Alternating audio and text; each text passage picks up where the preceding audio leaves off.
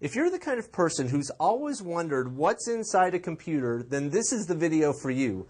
What we're going to do here is open up a machine and look at the 7 major components that you find inside. The motherboard is the heart of the computer. Every part either sits on the motherboard or connects to it in some way. In this machine, this big red rectangle is the motherboard. The CPU is the central processing unit.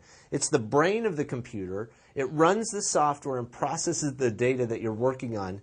In this machine, like most, the CPU sits under a big heatsink and fan, as you see here. The people who design CPU chips often leave behind pictures or sayings on the surface of the chip. They're incredibly tiny. You have to use a microscope to see them. But like the Easter eggs in a video game, they're there to amuse and surprise other people. The RAM is the random access memory, and it sits right on the motherboard. It holds the data and the software that you're currently running. On most motherboards, you'll find 1, 2, or 4 banks of RAM. Adding RAM to your machine is a really simple way to speed it up. This is what a stick of memory looks like.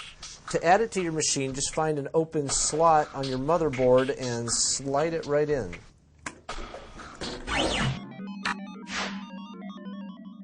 This is the video card, and it connects to the motherboard with a special video card slot.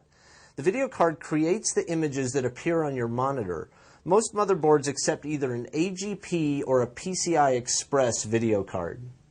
Serious gamers will upgrade their video cards every 3 to 6 months to get the best performance. The latest thing is to have 2 or even 4 video cards in a single machine. The power supply usually sits at the top of the case, and surprisingly, it supplies the power that the computer needs. All these different wires that you see in the case are coming from the power supply. A high-end machine can burn up to 800 watts. If you left that machine on 24 hours a day for a year, it might cost $700 just to run it.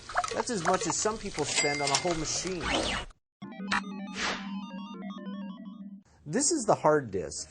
It holds your information even when the power's off. When you turn the power on, your software and data loads from the hard disk into the RAM. If you've got an old machine that you're ready to donate or recycle, it contains a lot of personal information.